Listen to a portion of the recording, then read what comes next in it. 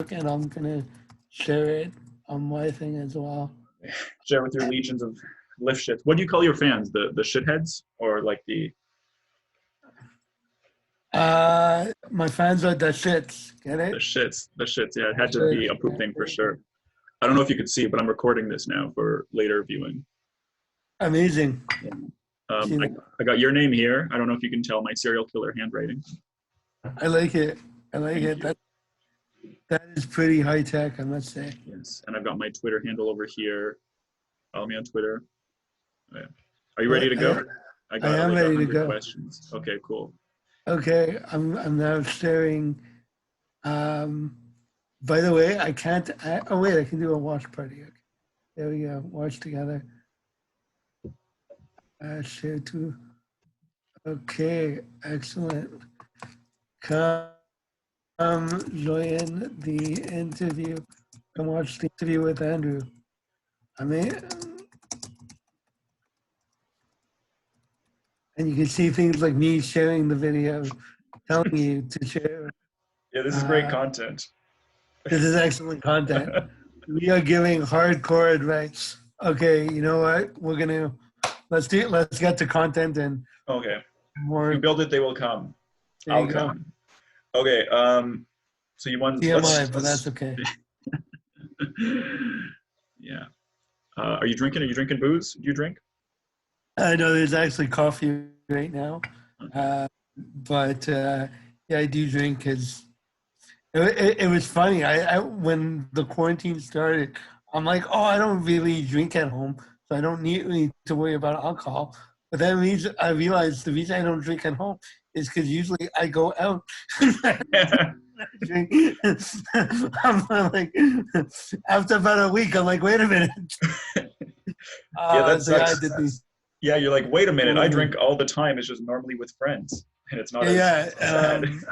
Yeah, exactly. So now I drink on Zoom, and then that way, at least I'm still with friends. That's exactly why I started doing these interviews, so I could drink as many beers as I can within an hour. Cheers, man.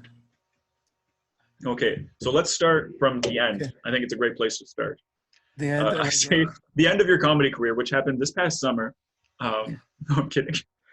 No, but you won the Yuck Yucks competition this past summer. I did win the Yuck Yucks comedy competition this past summer. I'm actually turning off my phone so that it doesn't beep and buzz and all that stuff. Thank you. What I'm wondering, how many times did you enter it? Like, because you've been doing comedy. Okay, let's start from the beginning, kind of. You've been doing comedy like 15 years, right? I started in 2006, so in January, it would have been 14 years. You said would have been? In January, it was 14 years. Okay. So how many times have you done the contest? Contests, I think I've done all of them since I lived here. And like contests back in Montreal. So like I always used to joke, I was like the Susan Lucci of comedy.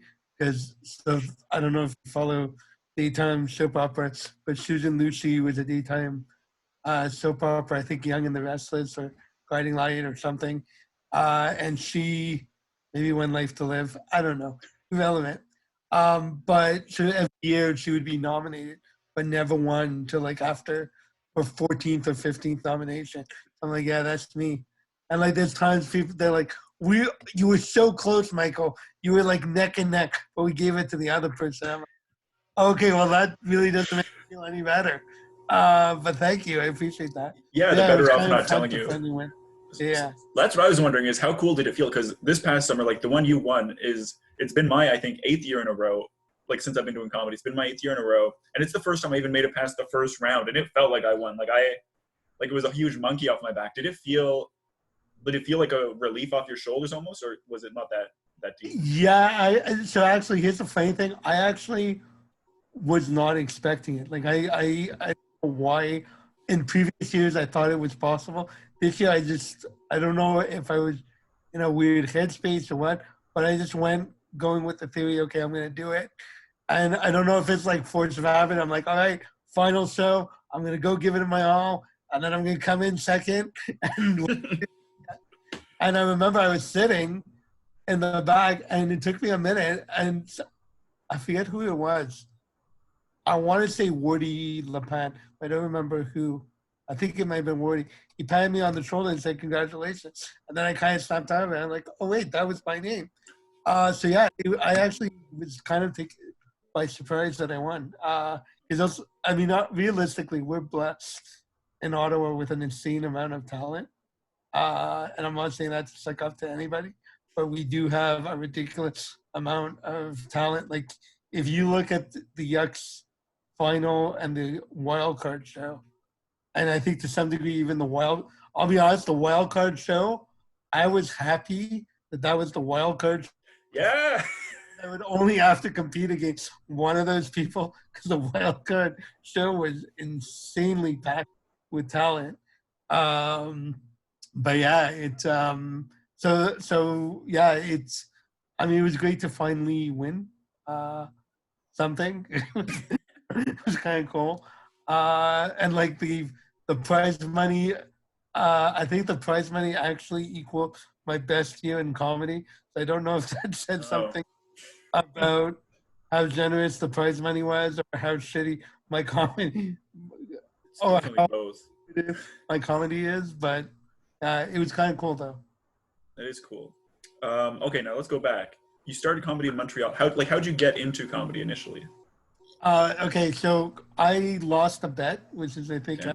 most people do comedy, get into comedy. So like I always lay comedy, right? Like I'd always go in Montreal. It was mostly the Comedy Nest because back then there were 2 clubs in Montreal, but Comedy Nest was wheelchair accessible, and Comedy Works was up 3 flights of stairs. So I was more of a Comedy Nest person. Which for those who are watching this, if anyone's watching this that doesn't know, I do have a physical disability, hence why I don't like the stairs. But yeah, and you're notoriously lazy, as you know. Right. Well, see, here's the thing. I think the rest of you fuckers are a lot lazier than I am because none of you have ever offered me a piggyback. I'm just saying. Y'all walk by. Michael, let us know if you need any help. I go down the stairs. No, I'm kidding. We're all but talk. yeah, I'll talk. Yeah, so I was out for dinner with friends and we had a debate. And one of my friends said, "Mike, you're funny. You should do an open mic thing." And he had already done some open mics before. And I'm, okay, well, why don't you do it? So we were having a debate about which Sunday Super Bowl was on. And it turned out we were both wrong because the dates we picked weren't even Sundays. So in theory, we both lost. We both had to do open mics. So it was January 27th, 2006. And by the way, I'm not one of these anal retentive comics that remembers every show or how many shows he's done. It's just the first time you always remember. Yeah. Right, ladies? No, I'm sorry. Okay. That was me. Okay. Jesus. Moving right along. January 27th, 2006. It was like a 10:30 show, so it was a late show on a Friday night, open mic. And I went and did comedy, and I left the club at 12:30, and I don't think I got to sleep till about 3:30, just of actually getting laughs. So at the time, I was going through a rough period having to do with my disability.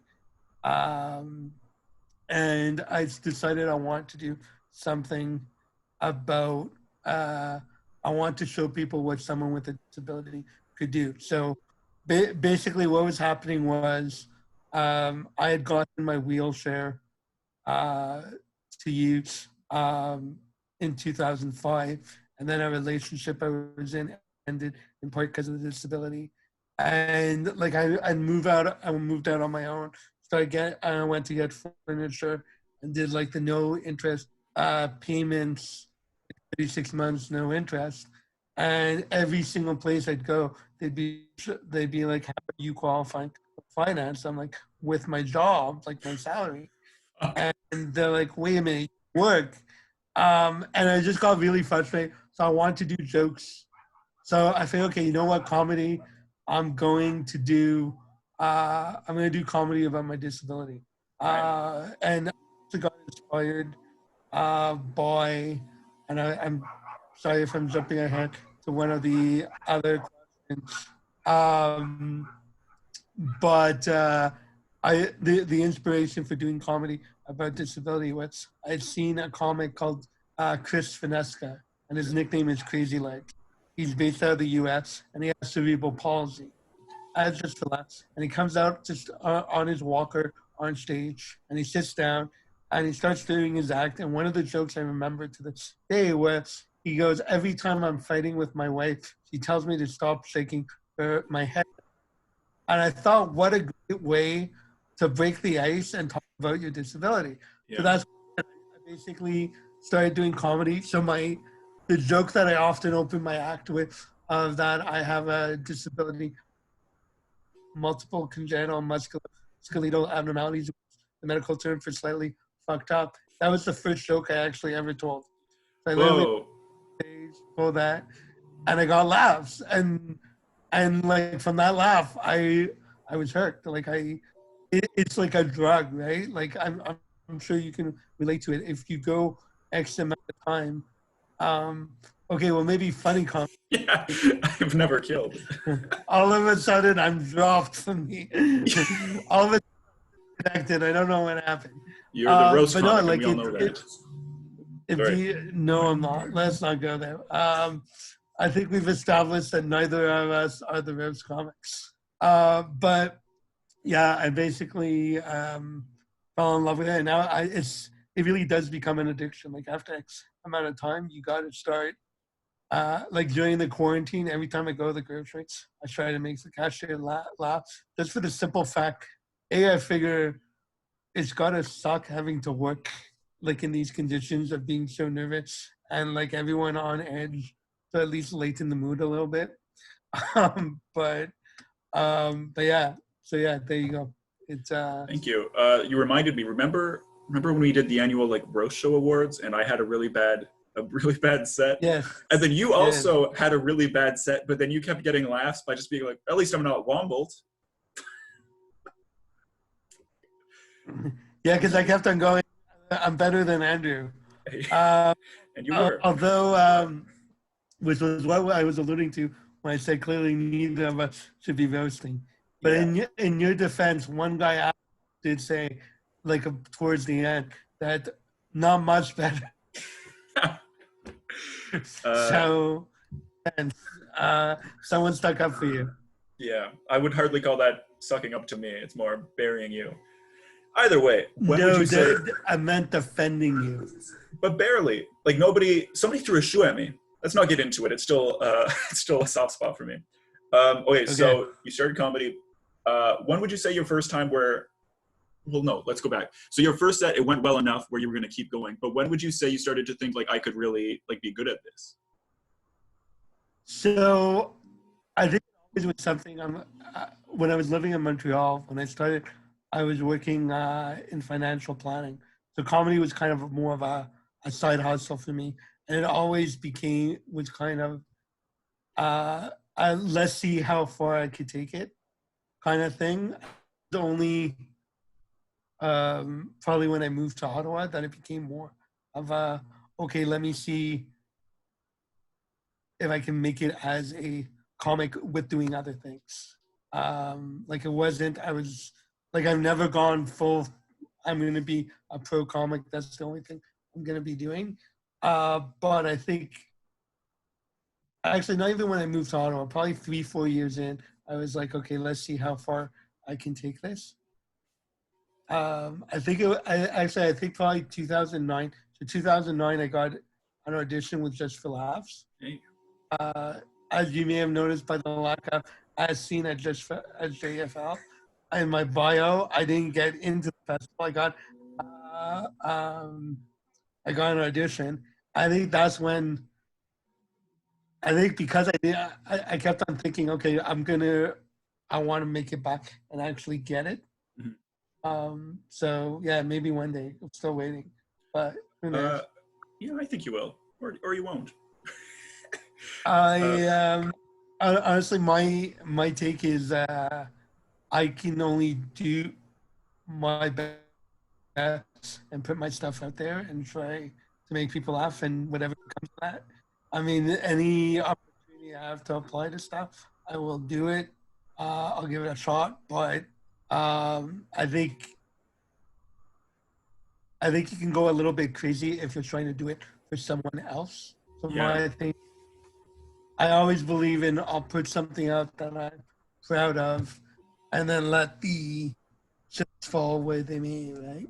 Right. Very zen. Okay, so a lot of people had questions for you, actually. Like, there were a lot of questions when I asked in the group. So we'll get to Okay. those, okay? Because some of them were actually Okay. really cool questions. Some of them were stupid. But what's your favorite? That sounds about right for the auto community. Yeah. Go ahead. Realistically, most of them were stupid, but then Don had some good questions. Okay, there you go. What's your favorite Thin Lizzy song by Jeffrey Davis? I'm gonna be honest. I actually didn't know who Thin Lizzy was, and I'm now thinking I didn't Google it. So I'm gonna go with "The Boys Are Back in Town" with Wafik's suggestion, Okay. because I do like that song. So we'll go with that. I don't think I've ever heard a Thin Lizzy song, actually. Okay. Would you prefer to be interviewed by me with Christian Souza's questions, or would you rather be by Christian with my questions? From Ryan Mullen. I'm gonna go with it being interviewed by Christian Souza with your questions, just because it's fun to mess with you. No, it's not. Okay, well, fun for me. No, I'm kidding. I'm kidding. I saw that question. I don't know. I think I was gonna say I think a three-way could be interesting, but I meant you guys asking me questions, not the other kind. As I was thinking, and I'm like, yeah, don't say that. But you don't think a sexual three-way with you, me, and Christian Souza would be interesting? I can't imagine anything more interesting, really. I'm gonna be honest. Being disabled, I'll take what I can get. I'll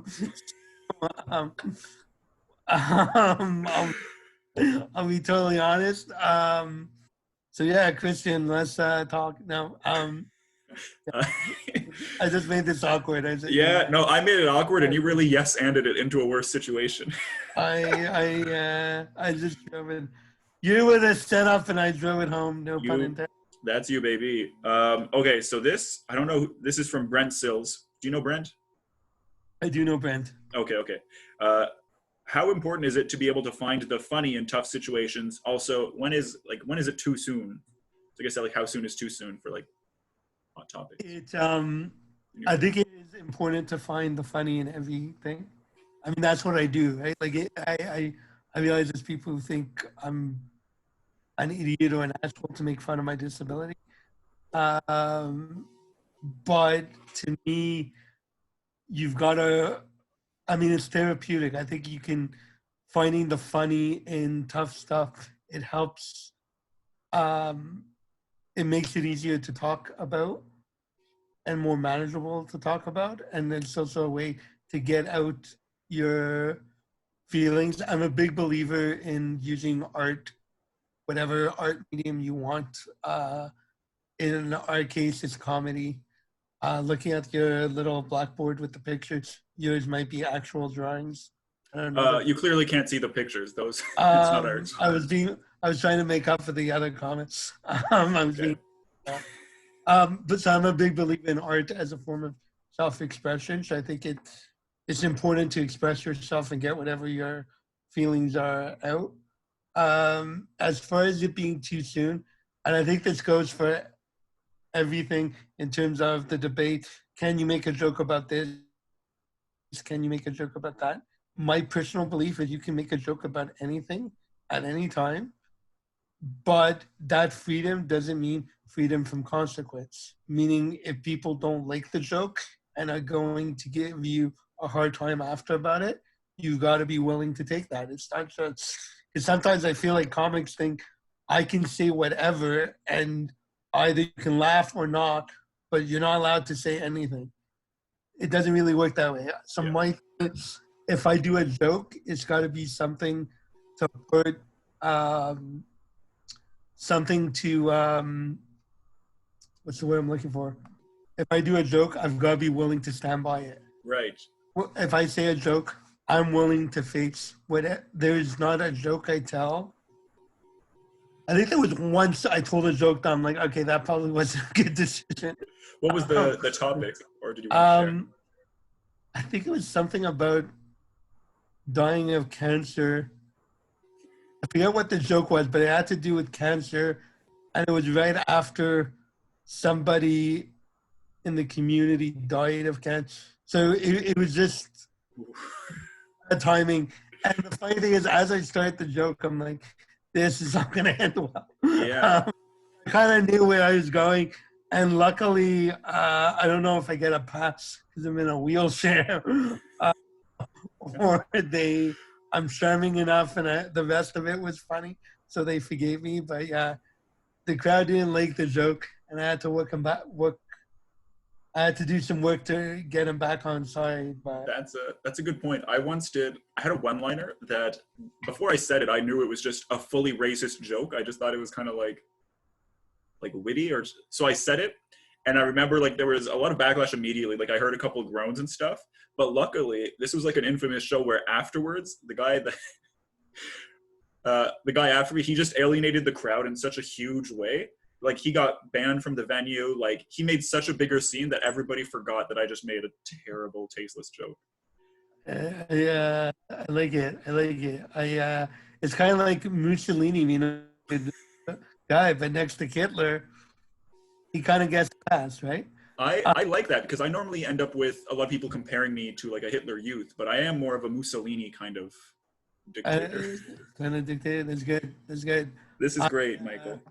But yeah, in terms of too soon, I think my thing has always been I don't like comics who do a joke just for the sake, considered edgy, but it's just being offensive, or I guess you can call it punching down. I think you can do a smart joke. Like so, the example is as an example. A lot of people were making jokes when Kobe Bryant died, and the debate was, should you be making jokes, shouldn't you? The one Kobe Bryant joke that I found really funny was Dave McConnell on Twitter. All he did was he tweeted, that was a harsh penalty for traveling. And he didn't mention Kobe Bryant. He did, and coming from a baseball, it was a smart joke. So I think at least it's being smart about it. Hold on now, Michael. Let's dissect that joke for a second. Okay. Because in basketball, they're not called penalties. They're like you can get a foul or a violation or like ejected. Nobody's getting a penalty in basketball. He might have said foul in fairness. Oh, okay. That was the only problem you had. Well, yeah. It's not a penalty. It's a foul. I've heard funnier Kobe Bryant jokes. No disrespect. Okay. Okay. You said something that like, has anybody actually given you shit for like some of your material? Because I do think you like it's got to be like you must have some what do you call it? Like there's a grace like people like you could get away with saying more offensive shit, I imagine. So it would take a lot more. I know some have said, not necessarily directly to me, but to others, that they don't think it's right I do jokes about the disability.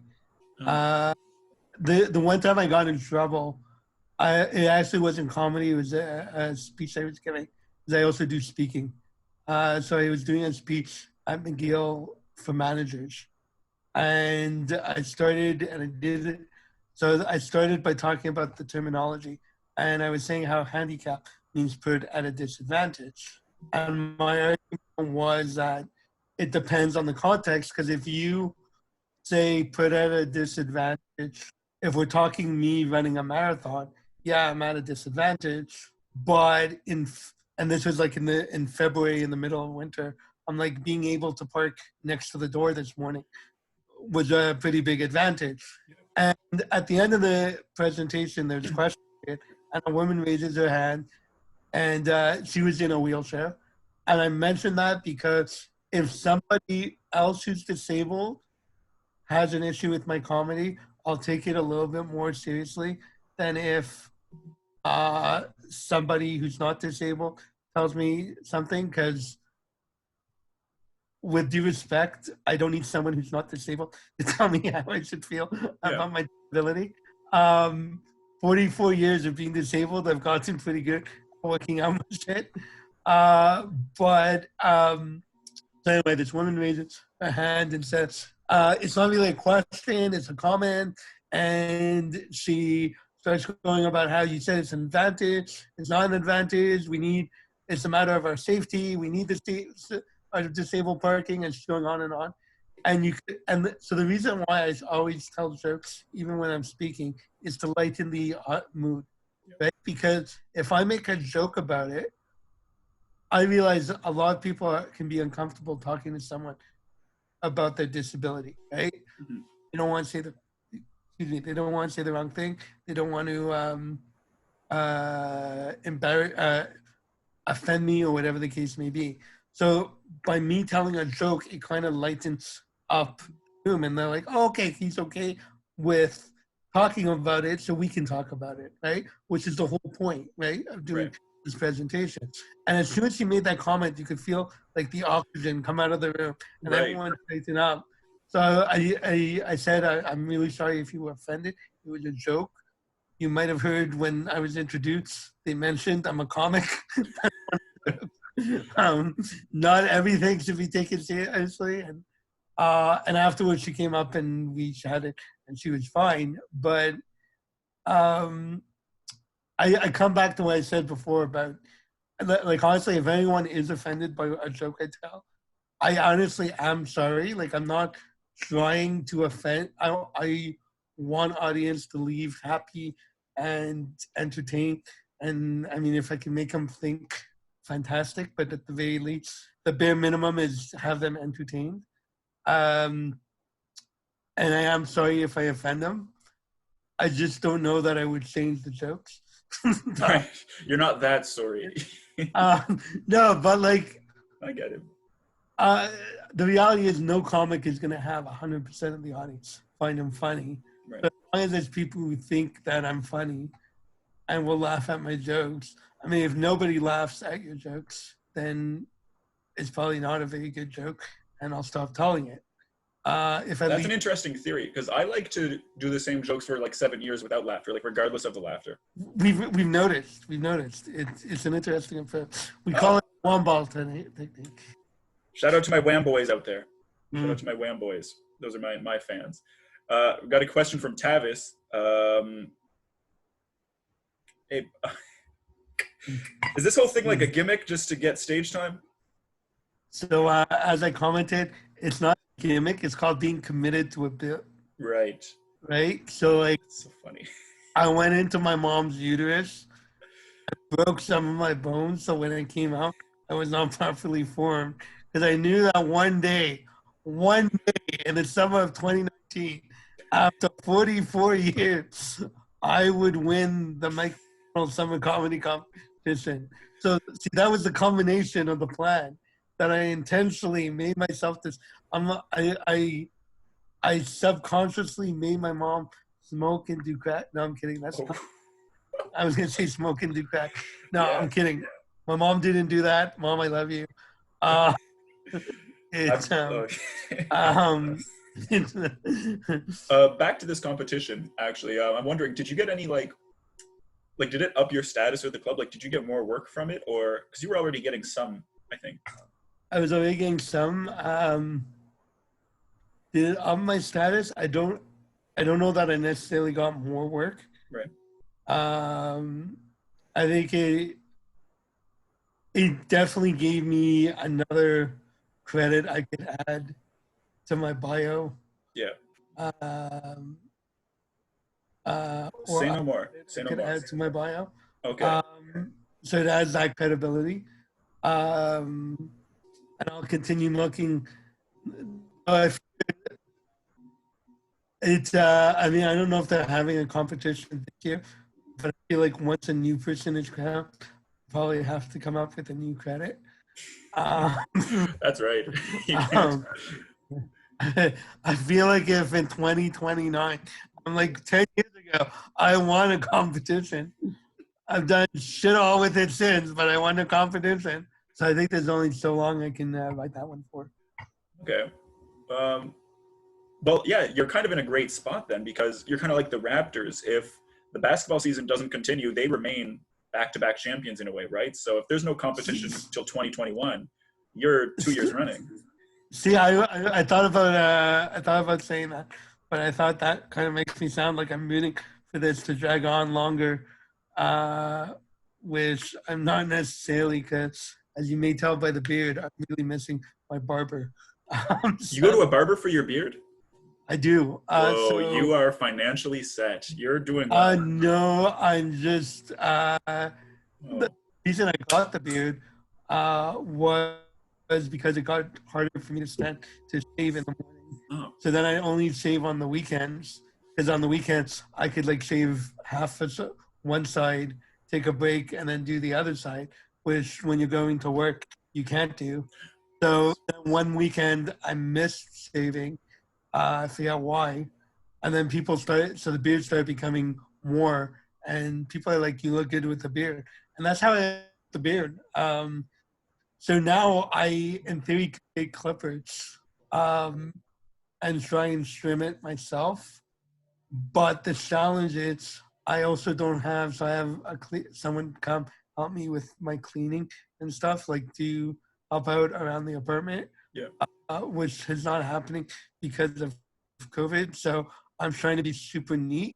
So I kind of envision making a mess, trimming my beard. So I'm just figuring I'm going to go with the Grizzly Adams approach. Maybe I'm waiting to get to the point to be able to like braid it and do like a Captain Lou Albano tribute. I'm thinking, do you know who Captain Lou Albano is? Are we talking pro wrestling? Yes. Yes, I know. He was in the Cyndi Lauper video. Yeah, the little thing coming, the ponytail in the front. Yeah, so I'm gonna do that. I always feel old in the Ottawa comedy because I think I'm probably one of the older comics in the Ottawa scene. I think. Well, yeah, you should feel old because you're old. And I don't know, like the last two interviews were with Wafik and Don, and they kept referencing things I've never heard of. So far, I'm getting more of your references, actually. All right, yeah, because I'm a drop younger than Wafik, so there you go. Good. I guess the 6 or so years makes a difference. We're gonna get into some of Don's questions because they are very cool questions. Like she thought them out. Yes. Okay. As an entrepreneur and a comic, how do you think the Canadian comedy industry should innovate to reach new audiences? / are there trends in other places that you've seen and liked? Why or why not? So obviously there's a big thing about online content because now obviously the only option we have is online content. So I do think and I've heard different comics saying different stuff about Zoom is garbage. Zoom, like you can't do a comedy show on Zoom because you don't have laughter and all this stuff. Or if you leave the mics on. So we've actually done, prior to starting this, we had, I had started, just to show my excellent timing, March 3rd, I launched a new show. My weekly show, the Collaborative Comedy Competition. And we had one show. And then, of course, the world went to shit. And actually, you were actually supposed to be on that second show. I heard good things about the first one. I was excited. On March 17th. And so that's the frustrating part because the feedback was great. The comics enjoyed it. The venue liked it. The venue was on board. Like we had Copri restaurant in the Carlingwood Shopping Center. They were super on board and helping to promote. And the comics liked it. The audience enjoyed it. And I'm like, okay, this has the ability to build something. Like they have a back room where they can fit like 120 people. So capacity is not a problem. I'm like, we could go this something cool. And then, and then we kind of, the shit hit the fan, so to speak. So in terms of online comedy, the way I look at it is I had an option. I could leave the comedy show on the shelf and not do anything with it until we can go back to doing live shows. Or I could bring it online and maybe it's not as smooth as I would like, because challenges with technology and whatever. But over time, we've kind of evolved it, and it's become pretty good. And the nice thing about online shows is it gives you the opportunity to connect. So we actually have our first international guest on the show, a comic from Finland. Hey, who is it? Is it Ismo? No, it's Harry Swarnila done. So the nice thing about online, so the reason I wanted to get comics from other places is because I felt that if we only did Ottawa comics, then it's just a sad reminder that we're doing it on Zoom and we're not allowed to go to a venue. And because honestly, I love doing. I really enjoy the camaraderie of going and doing these independent routes and hanging out with the comics and talking and working out on our shit is fun. And I miss that. I never thought I would say this, but I miss the fucking stairs at most of the like I never thought I would actually say this. I miss going down those stairs at Yuck Yucks. Like honestly, this is the longest I haven't been at Yuck Yucks since not including winter, because winter I tend to take off a little bit. Right. But outside of winter, like there's the longest I've gone without going to Yuck Yucks. But I think there's the opportunity of looking for ways to connect online and doing shows online. Is it perfect? No, but there is that opportunity to reach out and work with comics you probably would not have a chance to work with. I mean, never mind a comic from Finland. Like there's Tanya O'Halloran from Cornwall, who's on the show tomorrow night as well. I mean, I wouldn't even have money for gas money for her to come to a live show. So I think there's that opportunity. I think sometimes we can look at art as it must be perfect and pure. Whereas if we look at it from a business perspective, to go back to my thought that I got sidetracked, from a business perspective, bringing it online has enabled me to keep working my material, keep working on the show, and B, grow my mailing list and introduce it to new people who most of them are in Ottawa. Most of our audience is still in Ottawa.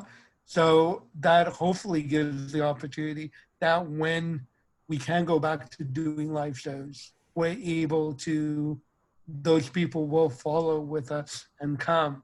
So as opposed to restarting a concept that I haven't done for however many months, by the time we can actually go back to a live show, I've been doing the concept and people are becoming more familiar with it, so that hopefully they will continue to follow. And I don't know if the online will continue, like if we'll have a hybrid of a live show with some comics joining remotely, or if we will just do the live show for Ottawa and then have an online show for people outside of Ottawa. I haven't figured that out. I don't know if there's enough comics to do regular online shows, because I feel like not that many comics want to do comedy online, because of the fact, well, am I getting paid? How am I getting paid? It's not as good as in a club. And I mean, honestly, I'll be honest, and it's coming from someone who does do comedy online. It's not as good as doing it in a club. It's not the same, and it won't be. But I guess I've always been the type that this is a circumstance I find myself. How can I make it the best outcome possible given the barriers we have, right?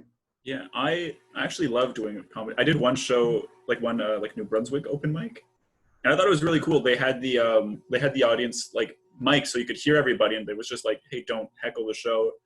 So I thought it was really cool, like especially compared to some of the rough like open mics. It's like if you're gonna go do new material, like living in Nepean, or like if maybe it's hard to get outside, I think long term it could be a real idea to still have online shows with where you just do new material or something like that. I think could be really cool. And I think there's a good opportunity for collaboration. So I actually did, there was a couple of comics. There's a guy who does couch potato comedy, and he did a 24-hour live stream, and he had comics from 18 different countries, and everyone did it in English. So it was all in English, and basically every hour was a comic from a different country. So an hour of collaborative comedy competition, so an abridged version of our regular show. And it was just a wide variety of people joining from wherever they were, their living rooms, doing comedy and or talking and interacting. And I thought it was kind of cool. So I think there's if there's a positive outcome all out of all of it, I think hopefully that does stay, that international collaboration, so to speak. Yeah, I'm running a Zoom stand-up show at the end of the month, and I was able to book one of my favorite Toronto headliners that I never would have been able to either otherwise.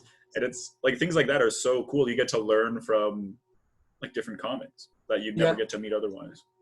Yeah, exactly. And so I think it's cool, and I think there may be room for online entertainment. Particularly, I'm thinking for comics in remoter areas, right? Like we have that, I mean, pretty much from anywhere in the city, 20 minutes comedy club, right? Yeah. Or 30 minutes, depending. And I know I always laugh. Like I grew up in Montreal, so I always laugh when people say stuff in Ottawa is fun because it's not, right? And I want to add, like you were saying about doing material at an open mic. In like a smaller venue or like not a regular comedy. Right. Doing comedy online. So with Zoom, what we figured out, and when I say we, somebody pointed it out to me who's really good at Zoom meetings. If you have participants leave their microphone volume like around 30%, you can kind of pick up the laughter without picking up a lot of the background noise. And realistically, the background noise, you don't like when you're at a comedy club, you hear the bar making drinks, or you hear somebody shuffle in their seat. Like it's not perfect silence and only laughter at a comedy club, right? Yeah. So I think it kind of gives that, and honestly, because I think we've all done this comedy rooms where. A lot of the audience is in a bar, and a lot of the audience isn't necessarily there for the comedy. They're there for the video machine or to drink. So they're in the background making noise. If you think about it, an online comedy show is better than that. So because at least you don't have to like leave your bedroom. At least I don't know. I don't have to bus for like 40 minutes downtown. Yeah. Like somebody to drive me home. I liked someone's comment that you were doing this podcast or whatever you want to call it, live interviews, so that you could have rights home from shows. But I'm impressed with you because you didn't wait to do it when we could give you dry. You started before you needed the dry. I don't know if you saw. I was literally I had a poster designed and everything like for my new podcast I wanted to start, Comedians in Cars Driving Me Home, where I was just going to interview comedians as they drive me to Nepean, baby. I did see it. Okay, it's like in Cash Cap. We got 45 blocks, so let's start those questions. Exactly. Okay. I got another one from Don coming at you. Should comics individually be actively trying to expand their reach to new audiences? What are your top 3 tips, in brackets, as someone who seems like an amazing networker? So what are your tips for expanding your audience, if you had to give 3? So I think, and I'm going to say artists in general, right, sucks when it comes to networking, in the sense that a regular networking event that was happening every quarter and there was myself and Danielle Allard, who's a musician, that would go to that almost every time. And really, we were the only ones there networking from the arts community to a degree. And I think the issue is artists, we tend to get focused on the art and the craft, and we don't think about it enough as a business where we need to promote ourselves. Right. So, for example, we always see comics. If you notice collaborative comedy, I never post the event in Ottawa comedy community. I post in other groups, bars and events, local events, all this kind of stuff. But I never necessarily posted in Ottawa comedy community. And I appreciate any comics that come to the show and support the show and talk about it. I appreciate that. But I think we need to move past the scenario where we're trying to make other comics laugh, because that will take us only so far, to actually trying to get an audience, so promoting our shows. And this is particularly for independent comedians, like independent rooms, not affiliate. Because the reality of the matter is that if somebody wants to see a comedy show, they're going to go to Yuck Yucks or they're going to go to Absolute Comedy. Yeah. They don't happens at Wellington Eatery on Friday night. Okay, well, when I say comedy happens, regularly, not now, not now, now nothing, but regularly, Wellington Eatery, Tavis's show on Friday nights is always a lot of fun. Do you mean Bureaucracy? So Bureaucracy, that's another show that's a great show, but it's also, the stairs there are really complicated. Well, hey, if it makes you feel better, Bureaucracy is closed. Like they're done. Yeah, but I mean, that's unfortunate, but the stairs were tough to get down. Yeah. Comedy at Eddie's. That's a fun and fantastic room. Yeah. Have you done Meow That's Hot? I haven't, but I want to do that. So the thing is, yeah, rooms that are independent that put together nice shows. Like, there are fun shows. Like, is it amateur comics? Well, it's a mix, right? Like pro app. But like I said before, there's amazing talent in the city, and there's a lot of value to going and seeing these shows. So I think there's a need to get out and promote it to other audiences outside of, and that's why I do the networking, right? Yeah. Because at the end of the day, so you don't know who knows. Everybody works something different. Maybe they're going to have an office that needs a comedian to come entertain the staff at lunch or do a holiday party or whatever the case may be. So I do think there is the tip of going out and networking. Does this mean go out and after your first open mic have a business card and go network with your comic? Probably not, because I think you also have to be realistic on what you're presenting. If I think if you tell people, and that's why when I started doing the collaborative comedy, I made a point of calling it a pro-am comedy night. It's a mixture of different types of comics. Could be some people doing it for the first time. The price, so right now we're doing it by tip. We're not charging anything, but regularly is $5. So it's in line with the pro-am nights at the clubs. So you're basically getting a pro-am show. It's a bit of a different concept, but at the end of the day, it's a pro-am show, so people know what to expect. Right. I think if you're going to charge 10, 15, 20 bucks a head, you need to give 10, 15, $20 worth of value. But I do think comics and artists in general do need to be more proactive of going out to networking events and promote it.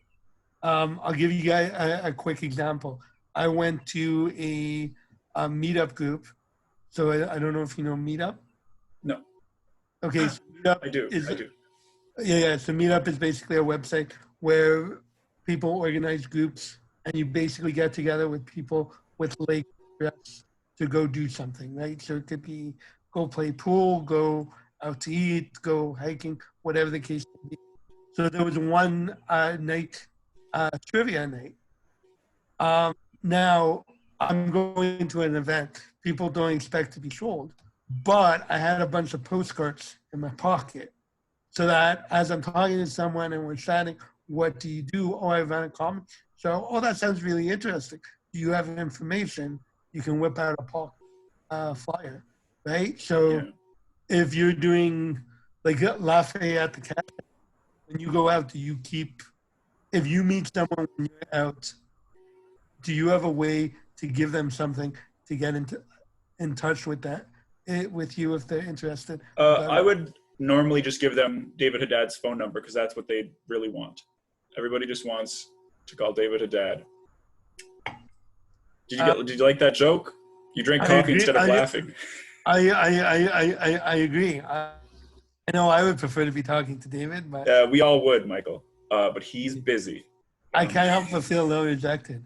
I'm working Well, on hey, growing out. you've seen his locks. I'm working on growing out my hair to be. I guess. No, I have nothing to give people if they. No, I got no business cards. So there you go. That's your homework. Make some business cards. No, but I think it's a matter of promoting. And I know I had talked to Tavis about it, and I know this is gonna.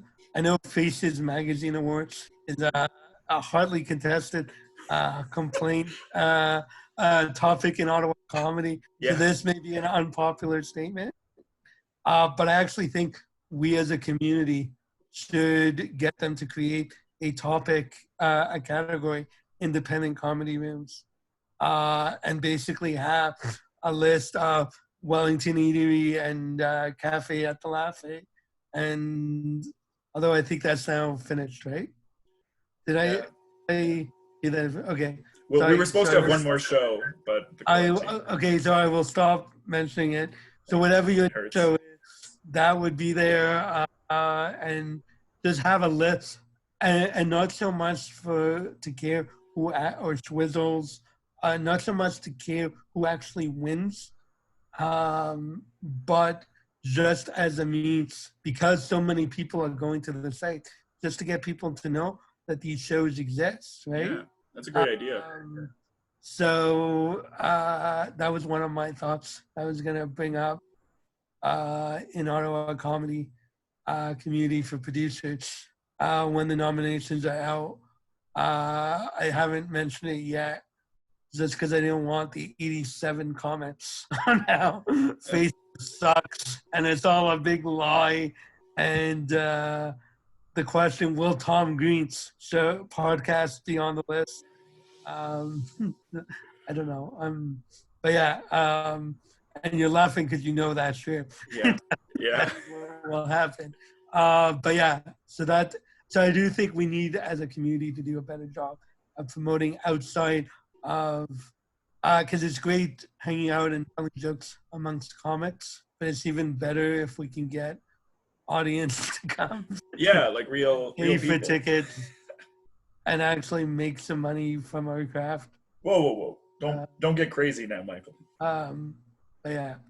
Okay, thank you. Okay, I've got 3 more from Don, and then I'm gonna hit you up with a fun closer of a question if you have some time. Do you?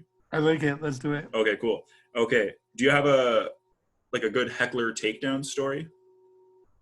So the most interesting heckler story. So it was at Wellington Eatery, and I was closing the show on a Friday night, and there was a girl in the front row who I think it was a mixture of drugs and alcohol. Like she was in really bad shape. And she was friends with the comic who was on right before me. And she wanted more of him. So she introduces me, and I think it was something like, "Are you ready for your headline?" Michael Lifshitz. This girl booed because she wanted more of her friend. Yeah. So I turned, a friend of mine was at the show. I go, did I just get booed? So I get up on stage and I obviously walk up in my normal walk up, as Tavish said, my stick. Um, and I walk onto stage and I turned to the table and I didn't know which one it was. I'm like, so which one of you heckled the disabled guy? And I'm like, so do you? And all her friends pointed her out, and I'm like, so do you hate disabled? So why do you hate disabled people? The whole place started laughing, and I'm like, well, it's either you hate disabled or Jews. Either way, that's not really nice. And I just kept on, and the rest of the set, after like every joke, if I got like a moderate laugh, I would go back to making fun of her. It was like, actually quite fun. Um, and yeah, so yeah, I think that was my favorite heckler. That Like is that. fun. That poor girl. You. Honestly, I don't think she realized what was going on. So You're right. By the time she walked out, she forgot what just happened. Okay. So Don's next question is too similar to the question I'm going to ask you, so I'm going to skip that one. Then we'll get back to it. Did you have any, or do you have any like comedy mentors? Okay, so growing up in Montreal, Joey Elias. Yeah. I actually did a comedy writing class with him. After I actually had been doing it for a while, I'm like, maybe I should figure out what the hell I'm doing. So that was helpful. So definitely Joey. I admire how he, how like I've seen him headline where he's going 45 minutes just talking to the audience, and it's just seamless. It's really fun to watch. Mike McDonald obviously was a big one, and I think one of the big things about moving to Ottawa was that I got to see him at the club. I remember the first time he had seen me, he pulled me aside after to tell me that he liked my set, and to give me some pointers. And I was like feverishly typing away on my iPhone his notes, mixed with, oh my God, he liked my stuff. Yeah. Coming from him, that was. And I remember I came home and I told my mom, I'm like, Mike McDonald liked my stuff. Because it was just kind of cool to a guy who I'd seen like had just for laughs and as like a comedian icon. Yeah. It was super nice for him to take the time to give feedback. But so yeah, him. Also Simon Cotter in Toronto. Oh, he did like a workshop type thing here. Yeah, exactly. So that workshop, Yeah. I still remember what he said about 80-20, that like 20% of his jokes are inspiration and 80% is perspiration, about how he'll go back to see what other jokes he can get out of his idea. And that's always stuck with me because I'm lazy enough to get a good idea and I write it down and I do that joke, but then I don't think about what else can I feed off that. Right. The other thing he told me that to this day, to get to the funny, because often like I'll tell a story and I've been trying to cut that back because now when I write stuff, I hear his voice in the back of my head going, get to the funny, get to the funny, get to the funny. That's a terrible. He had a lot of great, he had a really lot of great notes. Think about a lot of what he said all the time. Yeah. And that's always stuck with me. I think there's a lot you can learn from seeing, and this almost sounds stupid to say, but you have headliners who come here and have been doing comedy for so many years and have, I mean, Simon Carter, I think, has been doing corporate work for like 21 years. So clearly he's got stuff that you can learn from. So yeah, I think those would kind of be the big ones. And then of course I mentioned him before, Chris Finesca, who had given me the idea about doing the comedy about the disability. Right. Okay, then let's go kind of the opposite. Not if you have mentees, but who are like, are there any newer comedians in Ottawa that you really like? Newer comedians that kind of putting people on the spot with that question makes people uncomfortable. You could say no. I mean, there's a lot. Um, there's a lot. There's a lot of people that surprise me. So Kaylee Joan. Because here's the thing, right? Because I don't get to as many open mics as I would like to, just to watch. And I realize people probably think this is me being snobby or not wanting to mix with people. But the reality is, because most places are not accessible, Yeah. serve my energy. So if I'm going to do stairs, it's because I'm on the show, or that's why I don't go to as many open mics as I would like. The physical barrier is the issue. Yeah. But the Keely Jones, she actually is the defending champion of the live shows. There was one show, and I'll be honest, I had only seen her once, and I thought she was funny, but I never would have thought that she would go all 3 rounds and get through. But You said Kaylee Jones? she really did. Yeah, she Is really she did. from Ottawa? I've never heard of her. Yeah, I think she Oh, were. that's cool. Okay. Um, and I'm trying to remember before all this started, there was an open mic I was on, and it was me, like Wafik was on it, and it was mostly newer people, and I was like, oh my god, was a really fun and good show, and um, people I hadn't seen before that had done a really good job. So I think and I'm beating around the bush because I'm not going to offend anyone. Um, Interesting. I don't walk well, and I feel like it's really easy. If someone like trips me, it's gonna be, oh, Michael fell because he had bad. So I prefer not to offend anyone. Okay. I really do think, like honestly, I'm glad I won the competition last year, so I don't have to keep on competing. It is getting tougher and tougher. There's a lot of talent in Ottawa. There's an amazing amount, and if I can throw in the plug, if Yucks and Absolute do get up their competitions this year, I'd encourage people to go check it out because there's a lot of talented people in that competition.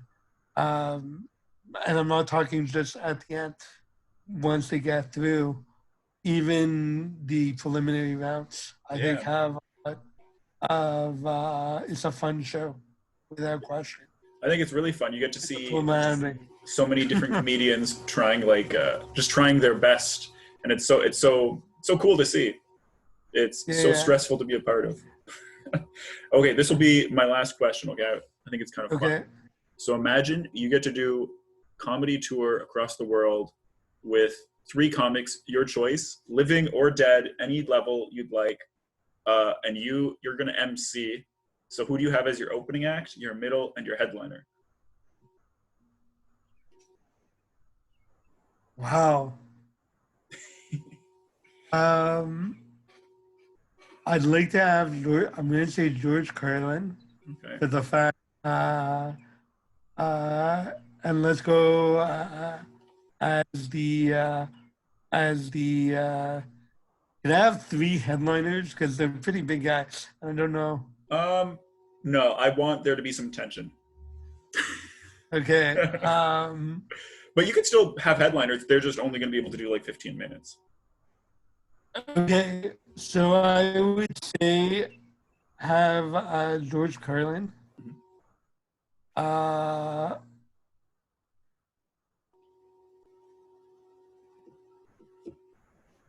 Chris Farley.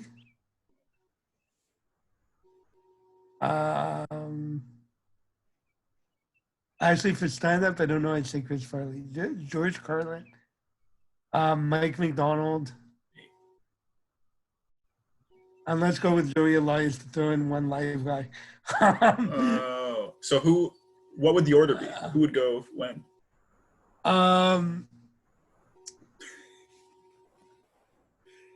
This is hard. You know me, baby. Hard-hitting questions only.